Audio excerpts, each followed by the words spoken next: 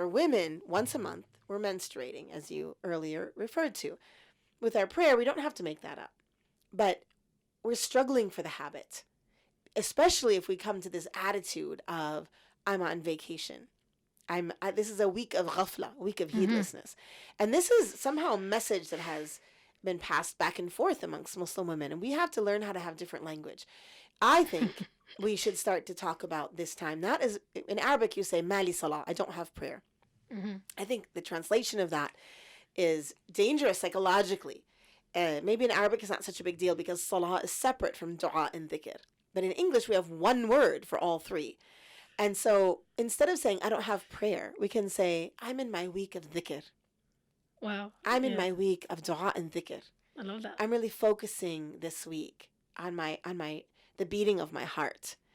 And if we can start thinking like that, because if we add it up, if just do a little bit of math, and we think that from the beginning of a woman's menstrual life until the end, really, I know everyone is different, but just sort of typical average woman, 13 to 52, let's say. I figured it out once with, I think 13 to 55 or 13 to 50, I don't remember. It adds up to 10 years of our life, not in menstruating. 10 years. So if those 10 years, we consider them vacation, God forbid, from Allah, or I'm not praying, so it's a week of heedlessness, that means that we have 10 years of our life without any connection to Allah. What is that? That's scary. And that's not from Islam. That's from our own culture that we've built. That's not Islam telling us that we have to do this. And yes, you can respond to me by saying, well, isn't it such that if you pray regularly and then you're not praying because you're menstruating, you get the same reward? Absolutely.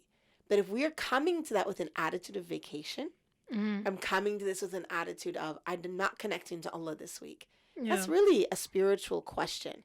And so what happens is when we come back after this week, we're reestablishing the habit again and again. Instead of saying, well, even during this week, even if I sit down, at least Fajr, at least the one that people are struggling with, at least Fajr, I'm waking up anyway.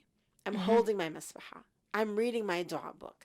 I'm just saying istighfar for, and even if it's 3 minutes, just having a moment where you say, I am still this Muslim believing person and I want to connect with you. Still a worshipper of Allah. Yeah, Allah. Yeah, exactly. I'm still a worshipper of Allah. Yeah. SubhanAllah, that's